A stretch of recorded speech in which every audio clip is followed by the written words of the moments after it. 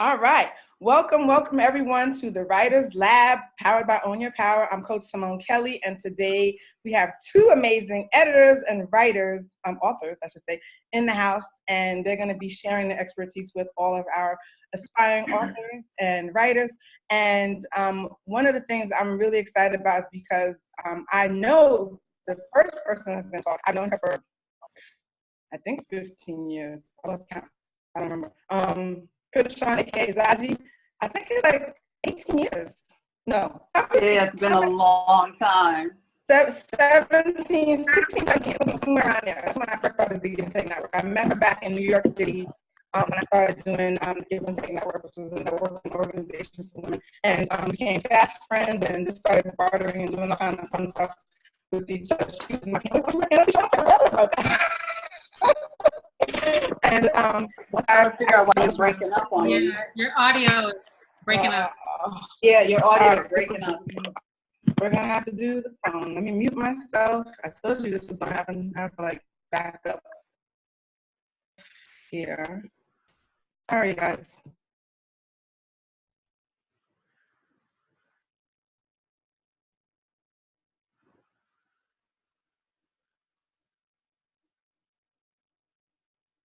Can you hear me? Yes, I can hear you. Okay. All right. So, yeah, it's just distracting. I hear myself twice. There we go. All right. So, Panton is an amazing editor. She's also really good with conceptualizing a book, helping you with the whole process. And I want her to tell you about herself and tell you exactly what she does. So let's start with that. Welcome. Thank you. Thank you. Well, I'm pretty much going according to the plan you sent. So you wanted to know how long I've been editing, on and off for about 15 years. I'm also a writer, poet, and some people may not know this, but I'm also a witch, mermaid, gypsy, genie. Uh-oh. And I write, yeah, and I write with a magic wand. I believe you. On a serious note, I have a BA in English, a master's in journalism, and I'm wrapping up an MFA in creative writing. Wonderful. And the way to make this simple, I'm going to start the first. Yeah, I don't know how I'm going to do this. The audio is driving me crazy. I'm hearing myself in my headphones and then on the computer. And your video what I want to do first is interview you, and we're going to talk a little bit about what you do and how you edit, and then we're going to bring on Rachel. I'm going to introduce Rachel. In the meantime, she's not just sitting there. So, Rachel, why don't you tell us about what you do? She's actually helped a lot of people with the writing of their memoirs, which I think is so many people have stories inside of them that they need to tell. So why don't you share exactly what you do with women writing wellness? That's like women writing wellness. Tell us about your company. So I work primarily with women who have encouraging, inspiring stories for other women. So, you know, I work with women who have overcome breast cancer. I have clients who are Cuban exiles, or I'm currently working with a woman who started a non-for-profit, touring around the country talking to Black women about mental health and being aware of their own mental health, behavioral health issues. So those are the kinds of, you know, not just telling a story to tell a story, but really wanting to help other people around mind, body, spirit wellness. So I've been doing that for about 8 or 9 years. It started with my dissertation. I was writing narratives about Black women leaders in South Florida who are mind, body, spirit gurus. So it kind of grew out of that. Can you hear you? I'm sorry, I didn't introduce you correctly. Dr. Rachel. Thank you. gotta add the doctor. You worked hard for that. Continue. So silly.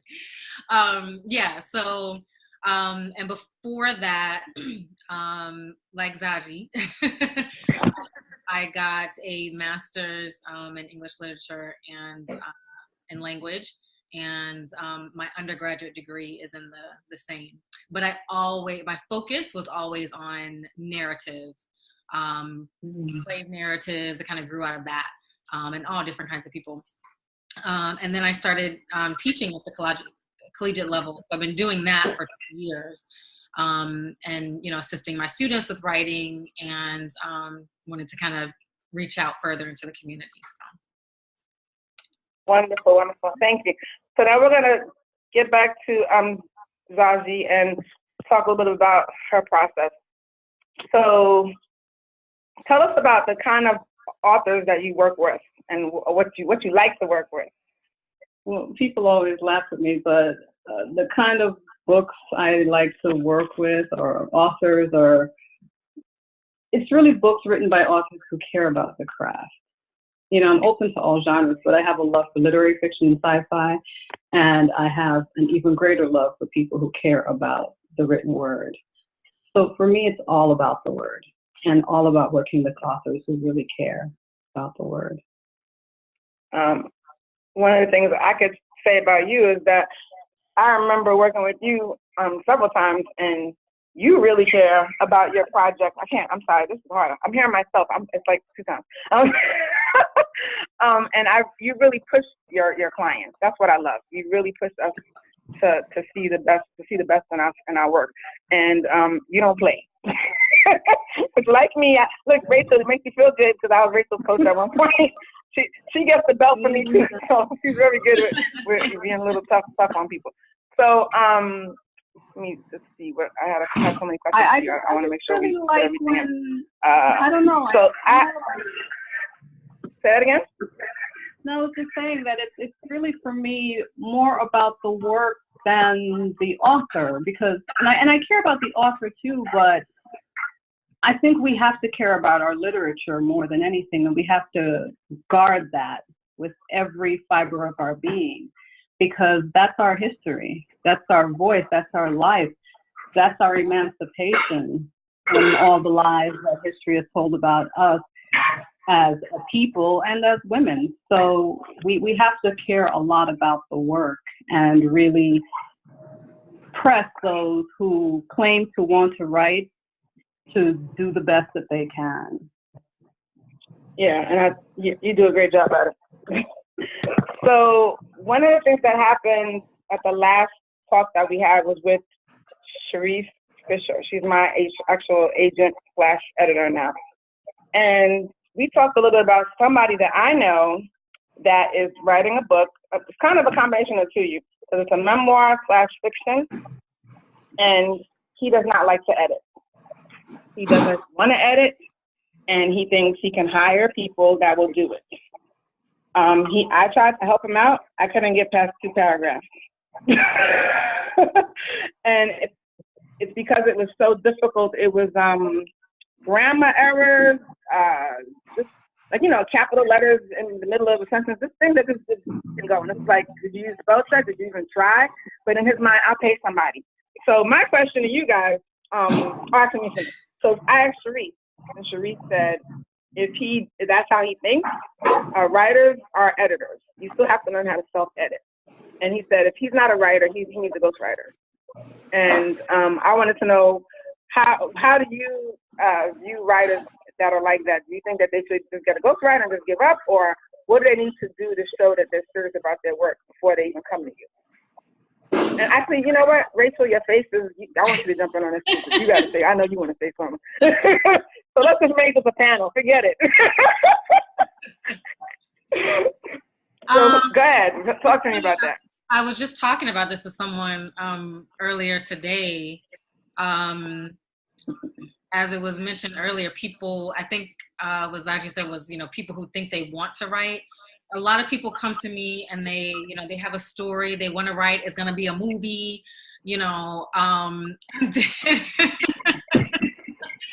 and then when it comes time to do the work, right, they don't want to do it.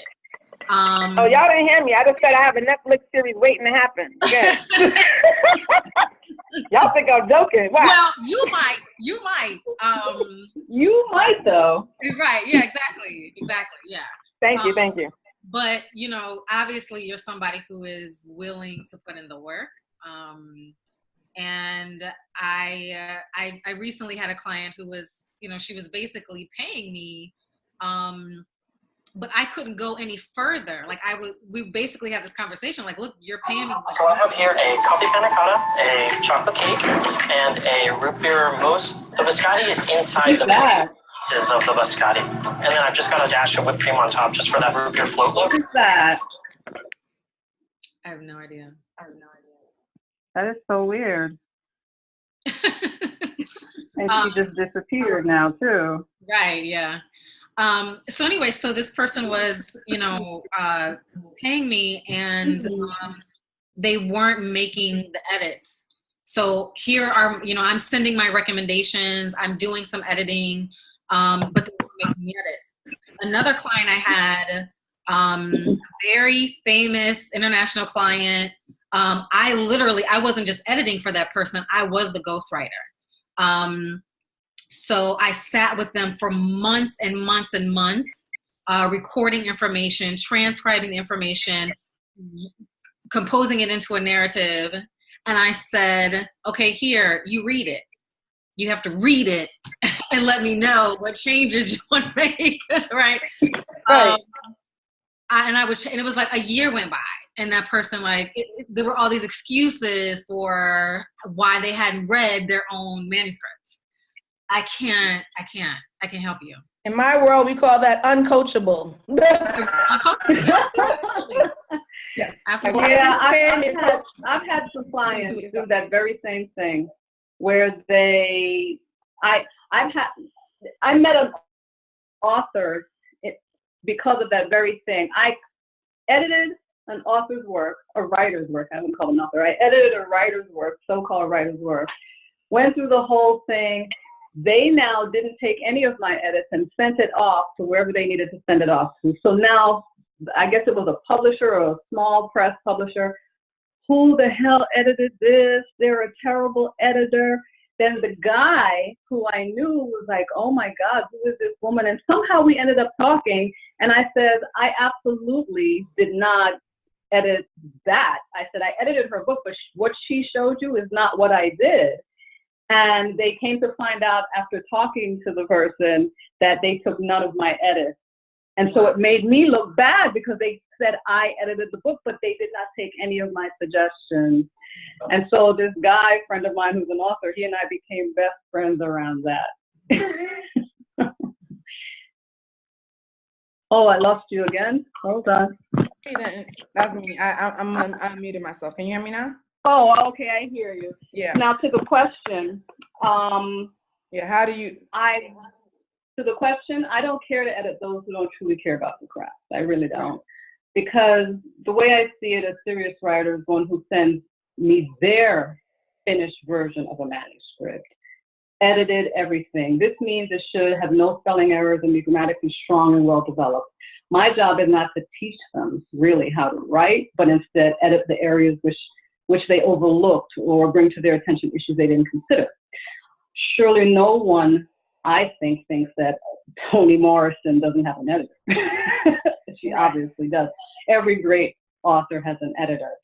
Right. And it's not because she can't write really, but it's because we can't edit ourselves and we can overlook things. But there's certain things that just shouldn't happen if you are an author who truly cares about the craft, and that's spelling errors, because you can do spell check in your document, and and certain grammatical errors really shouldn't exist if you're a good writer, because your editor shouldn't be really correcting major grammatical errors. They should be cleaning up your work, and that's pretty much, yeah. Okay, so can you hear me clear? Yes. All right. So the next question is, because some people are just going to assume, oh, I have to have my book finished, polished before I even call you. Do you help people with the whole development aspect of it? Can you, for instance, say, hey, send me the first 5 chapters. We'll work 5 chapters at a time. I don't even remember how we did it, but how do you work with authors on that stage? Is that possible? Well, you're a lucky soul because I typically don't work with authors on developing their book. I don't. Oh, you don't? Okay. I don't do it. I just want to deal with people who have finished their work and that's it. But I can work with people step by step. Yeah. I have a question from Rolande. She said, "Can you please explain the difference between rewriting and editing?" I think it's yeah. Well, every time you write a book, you have to rewrite it. Like the first draft is usually garbage or it needs a little cleaning up. And I think, you know what I think her difference is? I mean, the question could be, because this is what I didn't know the difference was. I thought editing was just one big thing. But when I got my book deal with HarperCollins, it was the editing, which was just coming up with the concept and making sure this chapter made sense. This, just talking about the actual characters. And then we got to the part where it was, okay, we're going to do copy edits. And then we're going to do line edit, developmental editing. Every little thing. It was so detailed. I was blown away by how I was impressed. I was like, wow. So what a lot of people don't realize, it's an actual process, and it's a long process. When someone comes to editors asking them to edit their works, they're really hoping they can find within someone an entire publishing house. Because in a publishing house, your work goes through typically no less than 4 editors. Typically no less than 4. It's an army of them. Yeah, exactly. Yeah. And 4 is actually the minimum because it ends up going through more than that. Then when all of the editors are done, it goes to a proofreader who just might send it back for something. Yes. And let's not forget, if it's a really tough, it's going to go through fact checking. Yeah, I mean, with HarperCollins, I was so impressed because it was down to the point of they would say, is this a real street? We couldn't find it on Google. Is that an expression, a Jamaican, a patois expression? Because we're not sure if this is a typo. And I was like, no, that's Jamaican patois. Yeah. So like they really were so detailed. I mean, fact checkers. But one of the biggest things, all of you authors out there or writers, the thing that really got me was my timeline. Because even though I had an outline, I thought I was all organized. These people, they would be like, okay, this happened on Wednesday, but what day is it now? And I'm like, I don't know. Like, like, okay, a week went by, what's the season? They would like be so specific. Right. What day is it? I'm like, shit, what day is it? Okay, maybe. So with that, to clarify on her question, the clarity point is the person is asking about rewrites and editing. So to clarify, all of that can be interwoven because once it goes to an editor, you may have to rewrite. And then if you paid your editor to take a second or third look, then they will look at it again and give it another edit, a second round of edits. Yep. Your work will go through many rounds of edits if you can afford to pay an editor to go through those rounds. If you were with a publishing house, it would just go through, several rounds of editing and rewrite. Right. So, for example, if you do it by yourself, you may only go through 1 or 2 rewrites because, sometimes it's exhausting for us trying to do it by ourselves and trying to pay for an editor who's going to give you that intense work without charging you $2,000-3,000. But if you're in a publishing house, you better believe you just might go through about 6 or 7 rewrites. And can I add, even after editing? Can I add to this?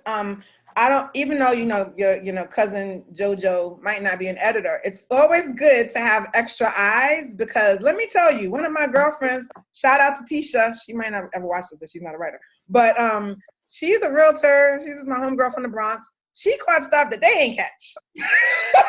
I mean, she caught things basically after all the steps, Rolande. After you do, all those steps, then they give you a proof. So they give you the actual book, a proof, a version of it. And there were things in there that all these army of editors I had still didn't even catch because it was funny because mostly the sex scenes. I guess people get wrapped up in the sex scenes. It was like a whole paragraph was repeated or like, little things. But she was one of my friends that looked and she caught stuff that I would have never, because you're so used to it when you're looking at it over and over again, your eyes. Right. Editors, they see it so much, so. Which is why I'm always telling authors, and some of them looking at me like I'm crazy, what kind of editor are you? I'm like, look, no one's going to catch everything. So you can just let that go. I said publishing houses who have 4, 5, and 10 editors missing. Yep. So if you think your one editor you just paid $2,000 to is going to catch everything, you're just lucky if they do, really. Right. You really it's not are. that possible. Rachel, did you want to jump in on that and add to that maybe related to? I'm sorry? Did you want to jump in on that answer? Because you look like you wanted to say something. I'm not sure. No, I mean, she pretty much answered it all. Okay. I do work, unlike her, I do take people who haven't completed everything. So I do work with them in the development stages. I give them a production schedule. You had mentioned earlier, like, could I come to you with like 3 chapters? So I've started people with, they have nothing. And I'm like, okay, you got this amount of days to get me. Oh, I like that. Pages. Yeah. Oh, wow. Yeah, and I might be in Google. So let's say I have them open up a Google Docs, right? And it might be a week, and I'm in there and I'm like, ding, ding, ding, hello. I love it. Written anything in about 5 minutes. I love it. That's good. You know, so, yeah. So it depends. You gotta have the fortitude for that. Yeah. Yeah, I hear you. But yeah, so there are people that you can work with from the very early stages to kind of, because some people, and I might be getting off track here a little bit, but some people come to me and they have like 5 books in one. And I'm like, wait a minute, wait. You got about 5 different topics. You know, we need to narrow this down. That's me. I'm one of those people. Like, you got too much to talk about. It's the opposite of writer's block. I'm the opposite of writer's block. Yeah, I got too much.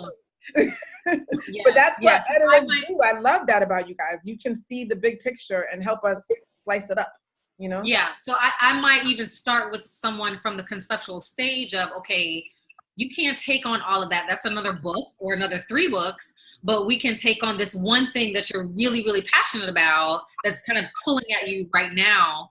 And let's kind of start there. So give me the first 10 pages, right? So I do work with them as early as that. Oh, that's good. And that's actually something that just happened to me with Like a Fly on the Wall. I had all these different scenes and things I wanted to do. And then there was one like actual case that, you know, the Like a Fly on the Wall agency took on. And my editor was like, no, that's too much. Save that for another book. And now it's actually the sequel's already written, and then in the next book I'm working on, I actually use the piece of that story. So just to have your little notes, save them, because it might come back. Have your little sticky notes. So now both of you can answer this question. What are some major don'ts? I mean, we kind of talked about a few already, that an author should be aware of before submitting their work to you. And you're like, major, like, no, don't give it to me on no loose leaf. No. But I've heard stories. Just saying. You want to go? You want to go, doctor, or should I? Let's hear. Who wants to go? Go ahead. Okay. Don't tell me your book is going to be the next bestseller. Most authors I've spoken to have told me that, and their books are usually a million miles away from bestsellers. So I don't want to hear that nonsense. Don't send me a manuscript that you've not labored over and lost sleep to write and edit. Yep. Wait, say that. Edit your. I said don't send me a manuscript that you have not labored over and lost sleep to write and edit. You got to tirelessly edit your work before sending it to me. I don't want to see it. I'll get upset. I may not even want to edit it. You can't pay me enough. I'm sorry. You heard how she almost went in the patois right there. I heard that. Yes, the patois has to come through. Exactly. When people start with the foolishness. Don't bother me. Okay. And don't expect me to ghostwrite your work. If you write on a 5th grade level, I will edit your work so it is a grammatically correct, well-developed, clean 5th grade level manuscript. Would that be called ghostwriting? Ghostwriting? No, I'm saying I'm not ghostwriting. Okay. So I'm not going to ghostwrite your work. You're not paying me for that. You're paying me to edit. Gotcha. So a lot of people don't realize that an editor does not take your 5th grade work and turn it into Maya Angelou. No, you have to do that work. That's your job. So what I will do, if you write on a 5th grade level, I'm going to clean up and make completely grammatically correct and well-developed that 5th grade work on a 5th grade level. So you need to step up your game, and if you want me to, I can give you pointers. I can tell you what books to read. I can tell you what classes to take. I want to know what the step up your game is. But before, hold that thought. Rachel, do you have any more don'ts to add to this before we move on? I would step up their game because they need to know this. You know, I've been really blessed. I haven't had a lot of 5th grade writers. Well, I'm exaggerating. But no. Maybe 7th grade. 7th grade. But you have to be willing to, don't come to me and you're not willing to do the work. It is work, and I'm not going to do all of it for you. You have to be willing to do the work. And I would add one other thing, which is don't come with a dead set with a title. Like people have these grandiose ideas of like, girl, this is the title. I'm like, okay. And it's like you realize once you get to the publisher, they might say that they want. Right. You know? So let's not get so hung up on those things. Yeah, but for me, it's, you know, don't come lazily, like come ready to come with it. Yeah. So how can authors step their A game up? Give us some pointers. What are some things? Read. If whatever writer you want to be, read that kind of writing. You have to read not only within the genre, but at the literary level that you want to write at, and write daily. But reading is primary, because if you don't understand the structure of a well-written work of literature, then you won't be able to recreate that structure. Mm-hmm. So reading is primary, and then writing daily and just practicing. Open that thesaurus, get it open, and just start using different words and experimenting. Read books on writing. Read books on writing, and maybe take some classes. I would you have to step up your game. Yeah. What about you, Rachel? There are some. For me, you know, there's some books on writing memoirs specifically, like Mary Carr, Natalie Goldsberg. But I would say the same thing. Like when a writer comes to me, I start thinking about a memoir that's already out there, right? That's kind of similar to their concepts, right? And that's also good because you get a chance to see what is out there and how is your work going to be different. Mm-hmm. Exactly. Right? If you come and you want to write about, you want to write a book on veganism, how is your vegan book different from all the other vegan books that are out there? Right. And so if you read those, you can find the holes, right? You can start to find the holes, so you can start to plug them in and make them unique to, your own individual story. Right. And I find a lot of authors, they don't tend to read to see what's out there. And then when they come to me, I'm like, boring. This has been done. It's just terrible. It's a chore trying to edit their work. Yeah. Really is. And it's like any other art form, right? If you're a musician, if you're a conceptual artist, you have to know the people that came before you and what they're doing, right? Mm-hmm. You can't come up with something that looks like Basquiat and you don't know that he done already done that. Exactly. You gotta have and to. And did it better. Yeah. So I have a question. This was something I struggled with in the very beginning, I think, of my first fiction book, At Second Glance. I didn't have an outline. I just was rambling like, hey, this is a fun book. Keep writing. And it was super long. And eventually I got somebody to help me. I had, shout out to Sophronia Scott. She was my first writing coach. And one of the exercise she gave me was to print out my entire book and break it up into chapters on the floor and look at the consistency. And it was crazy because it was like some chapters are super big, some are really small. So I started to like, do research, Writer's Digest. I was reading a lot of those articles. This is way back. This is before it was popular online. We were looking at old magazines like back in the day. And I got some tips on how to structure a scene versus a chapter. And so I'm curious to know what's your opinion on how long should a chapter be? How long should a scene be? Is there like any guidelines that people can follow so they're not just rambling like I was? Did you guys hear me? Yeah. Okay. Yeah. You take it, doctor. Well, I tend to, particularly when I'm editing and someone is coming with nothing, my advice to them is to, because they'll often ask me, well, how long should my book be? Should it be 60 pages? Should it be 300 pages? And for me, not everybody has to write War and Peace. So, I mean, I remember, what's Alice Walker's daughter's name? Rebecca Walker. She wrote it was a memoir. I think it was like 60 pages called A Day. And it was 60 pages. Yeah, I mean, it was really short, but it was super good. But I tell them to think about it in terms of 8 to 12 chapters, to start off with 8 to 12 chapters. And this is memoir, 8 to 12 chapters, about 10 pages each, like if you can start there. And I usually provide, an outline, a basic outline that they can curtail and make their own. So we usually start there. You have to all books have a beginning, a middle, and an end, right?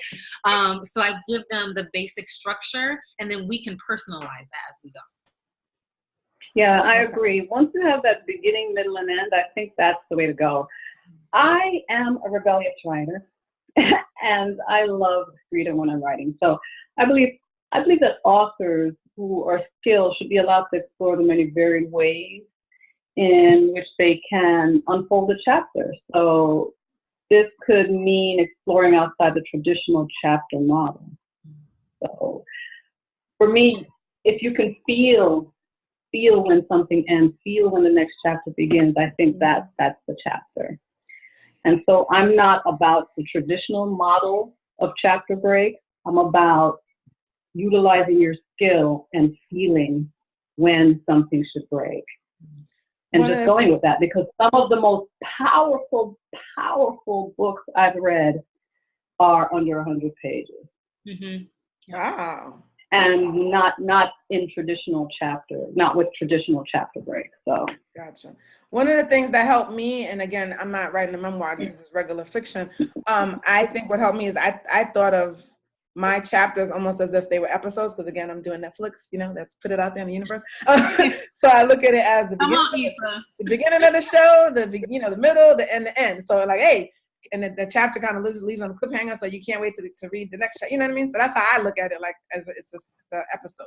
So yes. That helps me at least. All right, so I think you answered that question. So let's talk more about Rachel with your memoirs. How do you tell somebody? Well, let me rephrase this. How do you know? Like, how do you tell somebody their book is crap? Now, how do you know when somebody's memoir concept or idea is a good one, and how do you help them flesh it out? Because I know people with amazing stories and these long, details, but they want to tell every bit of it, and it's like not realistic, unless you're gonna have like, part 1, part 2, and part 3. So how do you help them kind of really organize a memoir that tells your whole life, especially since you're still alive? It's not like they're dead. Yeah, and that's a good question, because a memoir is not about writing your whole life. Okay. Exactly. That's a biography or an autobiography. And that's what I was alluding to earlier, when people come to me and it's like they've got all of these different topics and they want to tell the story from birth. That's how I always hear people talk about their memoir like that. That's what I thought it was. So no. Okay, that's good to know. You learn something new. No, a memoir it could be about a particular moment in your life, right? So it doesn't have to be everything, right? What's that author who she now has 3 memoirs out? Really? I think 2 or 3 memoirs. Yeah, because it's on different topics. Right. Yeah, there's a bunch of them like that. Yeah, absolutely. Yeah. Absolutely. So, you know, some of my clients are prescriptive memoirists. So there's a woman, she's a home stager. So her business is to help people stage their homes to sell them, right? So I edited her memoir, and it was, sorry, I got my Bluetooth going on here. And so it was memoir. Part of it was, this is how I got into this business. Here are the mistakes that I made. This is how I became successful. But this is how you can create your own business just like this. And I mean, it was super detailed. So it was part like, who was that girl? They made a movie out of her, Boss Girl. The girl who had the vintage clothing line. You know what I'm talking about? Yeah, I think it was a Netflix. Yeah. It was a Netflix movie. I don't know that one. Yeah, Girl Boss, I think it was. But that one was telling us about how she started her business, how she came from nothing. She, you know, worked the system. She stole. She ate out of garbage cans. I mean, she was right. And she created this empire. And so it's part memoir and part prescription of like, this is what you need to be doing if you want to create this kind of business, right? So I like books like that. There's one of my favorite books is The Light Worker's Way by why did I forget her name right now? Doreen Virtue. And her book, she's a medium, obviously, yes. in my world. And she starts off the book talking about her life and how she knew she was psychic and blah, blah, blah. And then the second half is, hey, this is how you can develop your psychic ability. So I really like that concept. That's really cool. So now, talk to us about ghostwriting, because a lot of people still don't really know how that works. And you don't get the credit at all, do you? Not at all? It depends. There's different ways you can do the ghostwriting. I think there's 3 ways. I haven't done it in a while. It's been a long time since I've done it, but there's 3 ways you can do it, where you get paid a flat fee and you get no credit. You can get paid a flat fee, get credit. I forget the way to get credit and get royalties. Mm-hmm. Or you can opt to just get royalties. Yeah, you can opt to just get royalties with or without your name. So there's different ways that people negotiate the ghostwriting. I think that's so hard. I had somebody that wanted me to ghostwrite for her. And well, not really. I guess I was ghostwriting. And it was very difficult. I started it and she just kept taking forever to give me. I had to like interview her. So tell us the process, because that's the part that's complicated as hell, I think. But, you know. Yeah, it's not but as far as negotiating your name, that can go many ways. It's not just one way. Rachel, tell us your process. That's what her main, she focuses on that a lot. So tell us your process. My process with ghostwriting, typically I spend a lot of time with that person. So I interview them. These are like, you know, recorded interviews. So we're sitting down for several hours. Wow. Over several months. And I'm getting all the information down. And then I'm transcribing that information. And then I've got to, it's like a blob of information.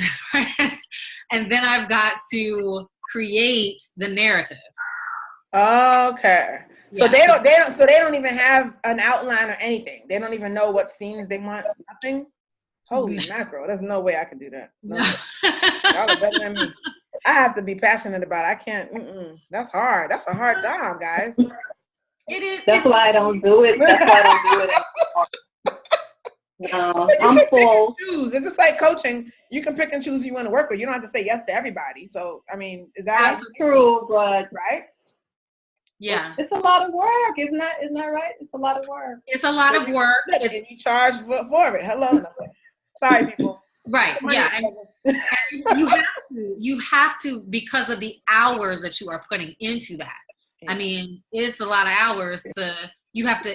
You know, sometimes I might travel to see a client and record them. Other times, I can record either through the computer or over the phone or whatever. But then, like I said, there's all the transcription that's involved.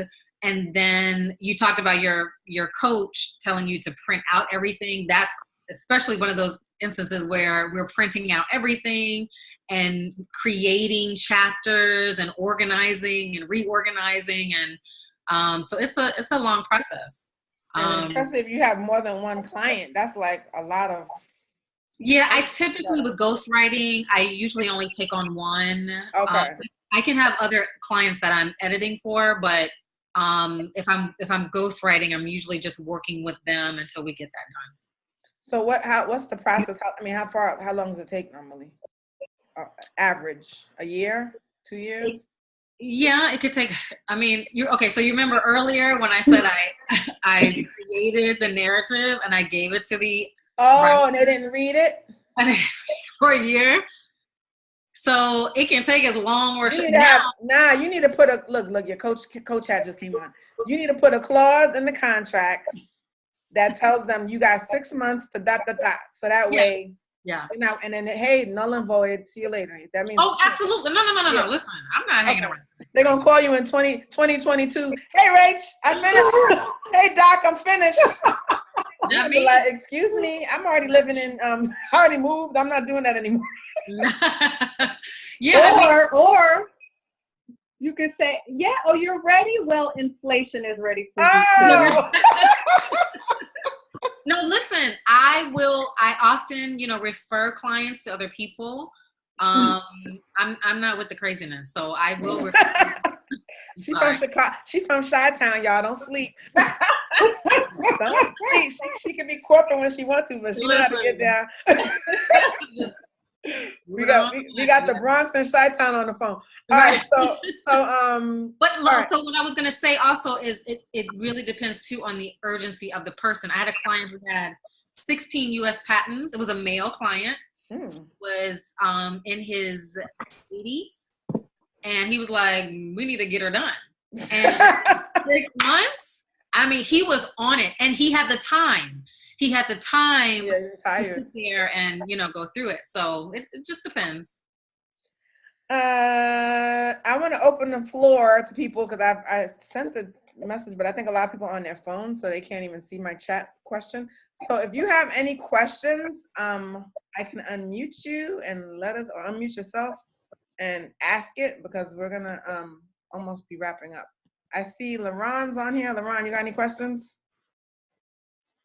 Anybody?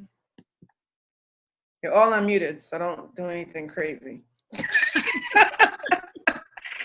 Recording. Nobody has a question. Y'all want to be shy. These chicks don't come free. I put this together to get you guys help together. Nobody has questions. All right. Somebody's walking or doing something. All right, let me mute you. All right, never mind. All right, so nobody has questions.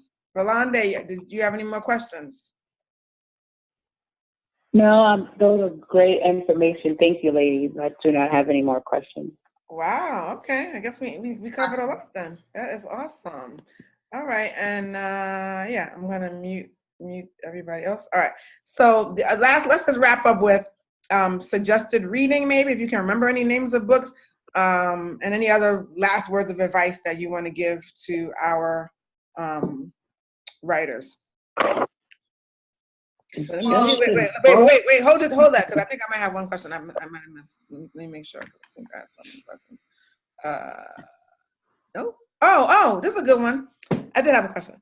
So, what are some common grammar errors that you see people do a lot? People that, doesn't mean that you're 5th grade level, but just typical things that people need to pay attention to as an author. And I'll use myself as an example, and I think, Sean, you probably were the one that caught me a lot in the very beginning. I had a past tense, present tense problem. I kept like, and she's like, "What are we in the present tense? Is it past tense? Is this a dream? What's going on?" So she would catch me with that. So, and it was something I started to become more aware of. And this is the best part about editing or working with editors. You learn a lot, and I mean, you learn how to catch yourself. So next time you don't do it again. Another thing I did, I remember writing in my first novel. I had a lot of what did I say? I think it was I would use the word just. It was some word that was like a connector word that I would use all the time. And she's like, why is that word there? We don't need that word. Get it out. Like, you know, it was like too long-winded. Learning how to cut things and get to the point and be more precise. So those are my issues, I know. So curious to see what's a common thing that you guys see so that these authors listening, because this is a recorded call, so a lot of people will see this later, that they can catch what their issues are, their common mistakes. Well, I definitely see a lot of past, present tense issues. I see word usage issues such as continually versus continuously. Things like that. Too many adverbs sometimes. Dependent clauses. I see a lot of authors who it's evident they don't read a lot because they have, their novel is just littered with dependent clauses. Many incomplete sentences, which just baffles me because I wonder, what are they reading that they could write with so many dependent clauses? What about you, Doc? Yeah, I would say the verb tenses, verb tense agreements, that's a big one. Repetition, using, and you said word usage. For me, like trying to use a big word when you could have just made it really simple. Trying to show off. What do they say? Kiss. They say kiss. Right. Simple. Yeah. Those are the. You know, what I'm thinking about, and hopefully all of you remember this joke. Remember in Living Color when they had the guys in prison and they would use all these yes. The emancipation of the proclamation, the fallopian tubes in the of the nation, esophagus. is the inventiveness of the brother. Exactly. Yeah, that's exactly. Like, come on, just talk. That's my biggest pet peeve. Is just keep it simple. And let's talk about right. Oh, you have more? You know, not to use old. Hello? We froze. What happened?